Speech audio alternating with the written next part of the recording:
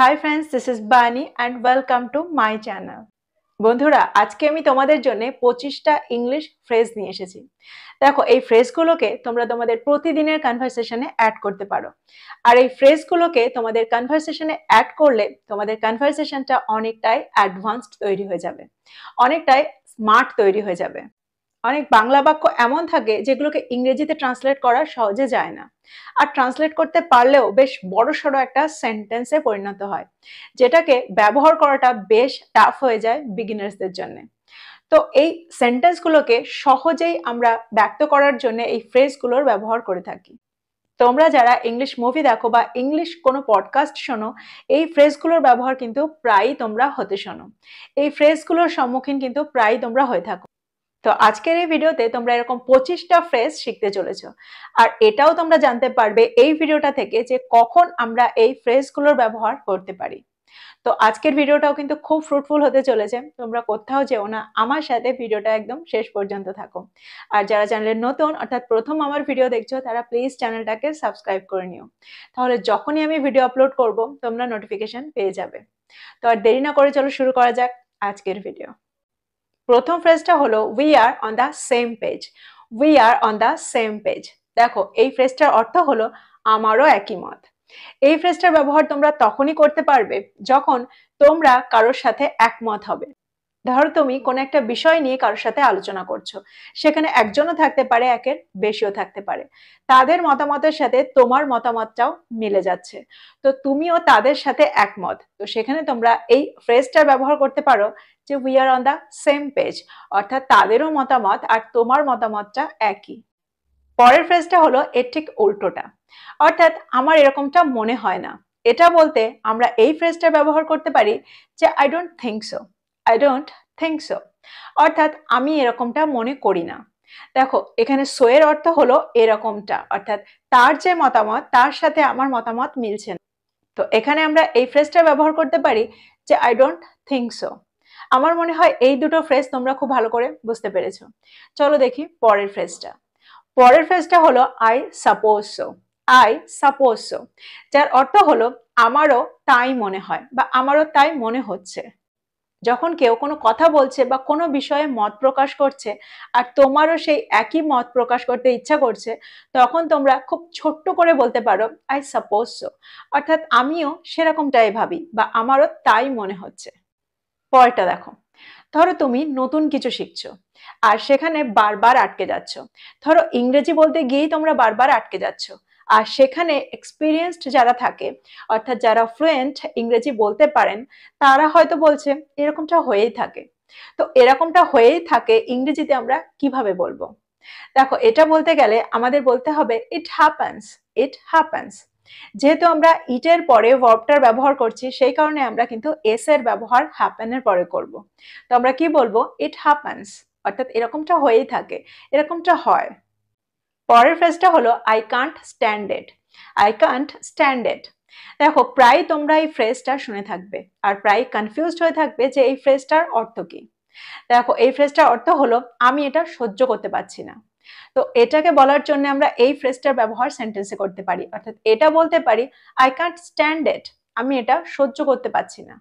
আমরা কোনো English movie দেখার সময় বা কোনো ইংলিশ এপিসোড দেখার সময় প্রায় শুনে থাকি act your age. Act your age, এই ফ্রেজটার অর্থ কি? দেখো এই ফ্রেজটা কিন্তু আমরা ছোটদের সাথে ব্যবহার করব, অর্থাৎ এই ফ্রেজটাকে কিন্তু আমরা বড়দের বলবো না। এই ফ্রেজটার অর্থ হলো বয়স হিসাবে কথা বলো বা বয়স হিসাবে কাজ করো। ধরো কোনো বাচ্চা কোনো একটা কথা বলেছে যেটা তার বয়স হিসাবে ঠিক নয়, তো তখন আমরা বলতে পারি অ্যাক্ট ইওর এজ। আমরা প্রায় এই ফ্রেজটা ব্যবহার করে থাকি যখন কোনো বাচ্চা বায়না করে, যখন কোনো বাচ্চা দুষ্টুমি করে, তখন কিন্তু আমরা এই ফ্রেজটা ব্যবহার বেশিরভাগ করে থাকি যে অ্যাক্ট ইওর এজ, অর্থাৎ তুমি বড় হয়ে গেছো, তুমি আর এরকমটা করো না। পরের ফ্রেজটা হলো আম স্টারভিং। আম স্টারভিং। দেখো এই ফ্রেজটার ব্যবহার আমরা তখনই করি যখন আমাদের প্রচন্ড খিদে পেয়ে যায়, অর্থাৎ খিদেতে পেট জ্বলতে থাকে, তখন আমরা বলতে পারি আম স্টারভিং, অর্থাৎ আম ভেরি হাংরি। এটা তো আমরা শিখলাম যে খুব খিদে পেয়েছে। খুব যখন খিদে পাই তখন আমরা বলতে পারি আম স্টারভিং। আচ্ছা যদি আমাদের পেট ভরে যায় তখন আমরা কি বলবো? হয়তো তোমার পেট ভরে গেছে আর মা আরো আরো দিচ্ছে, তখন তুমি কি বলবে? যে আমার পেট ভরে গেছে, তো এটাকে ইংরেজিতে আমরা কিভাবে বলতে পারি? তখন তোমরা এই ফ্রেজটা ব্যবহার করতে পারো যে I'm full, I'm full, I can't eat anymore, I'm totally full. পরের ফ্রেজটা দেখো, ধরো কেউ কোনো একটা ব্যাপার নিয়ে খুব চিন্তা করছে, অর্থাৎ সে খুব টেনশনে আছে, তো তখন তুমি বলছো যে এটা নিয়ে চিন্তা করো না, এটা নিয়ে চিন্তা করার কিছু নেই। তো এই ব্যাপারটাকে, এই সেন্টেন্সটাকে তোমরা ইংলিশে কি করে বলবে? তখন কিন্তু আমরা এই ফ্রেজটা ব্যবহার করতে পারি যে don't sweat it, don't sweat it. দেখো সোয়েটের অর্থ হলো ঘাম। তো যখন আমরা চিন্তা করি বা যখন আমরা টেনশন করি তখন আমরা ঘেমে যাই। তো এভাবেও তোমরা এই সেন্টেন্সটাকে মনে রাখতে পারো যে ডোন্ট সোয়েট ইট, অর্থাৎ এটা নিয়ে চিন্তা করো না। পরেরটা হলো শিওর থিং, শিওর থিং। আচ্ছা, এই ফ্রেজটার ব্যবহার আমরা কখন করতে পারি? ধরো তোমাকে কেউ বললো যে এটা জেনে আমাকে জানিয়ে দিও, অর্থাৎ তুমি জানতে পারলেই আমাকে জানিয়ে দিও, আর তার উত্তরে তুমি বলছো অবশ্যই। তো সেখানে কিন্তু তুমি অবশ্যই না বলে শিওর থিং বলতে পারো। তো এটা হলো এই ক্ষেত্রে ব্যবহারের একটা ফ্রেজ। পরের ফ্রেজটা হলো I am just browsing, I am just browsing, যার অর্থ হলো আমি একটু দেখছি। ধরো তুমি শপিং মলে আছো আর সেখানে কোনো জিনিস কেনার জন্য ঘুরে ঘুরে দেখছো, তখন কেউ এসে বললো যে আপনার কোনটা পছন্দ হয়েছে, তখন তোমরা বলতে পারো আমি একটু দেখছি। এই ফ্রেজটার ব্যবহার কিন্তু তখনই তোমরা করবে, আই এম জাস্ট ব্রাউজিং। পরেরটা দেখো, ইংরেজিতে কোনো কিছুর দাম জিজ্ঞাসা করার জন্য আমরা কি বলে থাকি? আমরা কিন্তু সহজেই এই ফ্রেজটা ব্যবহার করতে পারি যে how much is this, how much is this. আমরা শপিং মলে গিয়ে প্রায় বলে থাকি যে আমি কি এটা একটু পরে দেখতে পারি, বা আমি কি এই ড্রেসটা একটু ট্রাই করে দেখতে পারি। তো এই সেন্টেন্সটা বলার জন্য আমরা কি বলে থাকি, ইংরেজিতে আমরা কোন ফ্রেজটার ব্যবহার করে থাকি? আমরা প্রায় এটা বলে থাকি যে can I try it on, can I try it on. আমাদের প্রায় ইংরেজিতে বলার দরকার হয় যে একটু দাঁড়াও। এই সেন্টেন্সটাকে আমরা ইংরেজিতে কি করে বলবো? আমরা প্রায়ই কিন্তু এই ফ্রেজটার ব্যবহার করে থাকি যে hold on a sec, hold on a sec বা হ্যাং অন আ সেক। তো দুটোর মধ্যে আমরা যে কোনো একটা ফ্রেজের ব্যবহার করে এটা বলতে পারি যে একটু দাঁড়াও, অর্থাৎ 1 সেকেন্ড দাঁড়াও। অনেকদিন পর কারোর সাথে দেখা হলে একটু কথা বলার পরে যখন সে চলে যায়, তখন আমরা প্রায় বলে থাকি যে যোগাযোগটা রেখো বা ভুলে যেও না। এই সেন্টেন্সটাকে আমরা ইংরেজিতে কি বলে থাকি, অর্থাৎ কোন ফ্রেজটার ব্যবহার আমরা এখানে করতে পারি? আমরা প্রায় বলে থাকি don't be a stranger, don't be a stranger, অর্থাৎ ভুলে যেও না। দেখো এই সেন্টেন্সটার এক্সাক্ট অর্থ হলো অচেনা হয়ে যেও না, কিন্তু আমরা বাংলায় যখন এটা বলতে চাইবো যে ভুলে যেও না বা যোগাযোগটা রেখো, তখন কিন্তু আমরা এই ফ্রেজটারই ব্যবহার সেন্টেন্সে করব। পরেরটা দেখো, দেখবে ঝড় আসার আগে পরিবেশটা থমথমে হয়ে যায়। তো যখন কেউ গম্ভীর হয়ে যায় বা চুপচাপ হয়ে যায় তখন আমরা বুঝতে পারি যে সে এখনই রেগে যাবে। তখন আমরা একটা ফ্রেজের ব্যবহার কিন্তু এখানে করতে পারি, it's the calm before the storm, it's the calm before the storm. একটু আগে তোমরা শিখলে অসম্মতি জানানোর জন্য আমরা বলে থাকি I don't think so, I don't think so. কিন্তু অসম্মতি জানানোর জন্য কিন্তু আমরা আর একটা ফ্রেজেরও ব্যবহার করতে পারি। আমরা এটাও বলতে পারি I beg two differ, I beg two differ, অর্থাৎ আমি এটাতে রাজি নই বা আমার অসম্মতি আছে।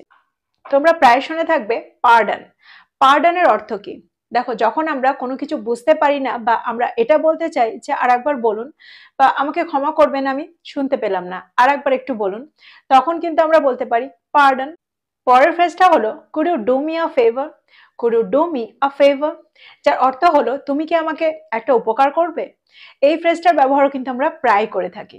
পরেরটা দেখো, পরেরটা হলো may I have a word, may I have a word. দেখো এই ফ্রেজটার অর্থ এটা বোঝায় যে আমি কি আপনার সাথে একটু কথা বলতে পারি। তখন কিন্তু আমরা পুরো সেন্টেন্সটা না বলে এটা বলতে পারি, অর্থাৎ এই ফ্রেজটার ব্যবহার সেন্টেন্সে করতে পারি। আমরা যদি বলতে চাই আপনি কি দয়া করে এই ব্যাপারে বিস্তারিত বলতে পারেন, তখন আমরা কোন ফ্রেজটা ব্যবহার করব? Could you please elaborate on that, could you please elaborate on that. পরের ফ্রেজটা হলো I am on the fence about it, I am on the fence about it. দেখো এই ফ্রেজটা ব্যবহার আমরা তখনই করব যখন আমরা দোনামোনায় থাকবো, অর্থাৎ সিদ্ধান্ত নিতে পারবো না, সিদ্ধান্ত নিতে গিয়ে আমরা কনফিউজড হয়ে যাব, তখন কিন্তু আমরা এই ফ্রেজটার ব্যবহার করব I am on the fence about ইট।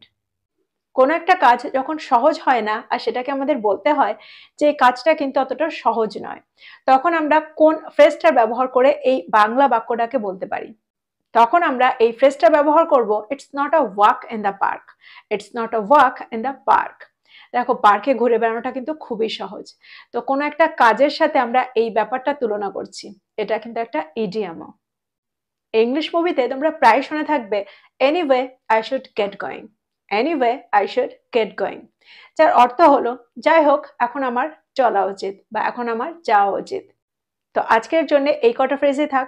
তোমরা এই ফ্রেজগুলোকে খুব ভালো করে প্র্যাকটিস করো আর আমাকে কমেন্ট বক্সে কমেন্ট করে জানাও যে এই ধরনের ফ্রেজ তোমাদের আর চাই কিনা। তোমরা যদি এই ধরনের ফ্রেজ আরো শিখতে চাও তাহলে আমাকে কমেন্ট বক্সে কমেন্ট করে জানালে আমি আরো ফ্রেজ নিয়ে তোমাদের জন্য আসবো। আর আজকের ভিডিওটা ভালো লাগলে লাইক করতে ভুলে যেও না, বন্ধুদেরকে শেয়ার করো যারা ইংরেজি শিখছে। So this is all about today. I will be back with another video. Till then, take care. Thank you for watching this video. Bye bye.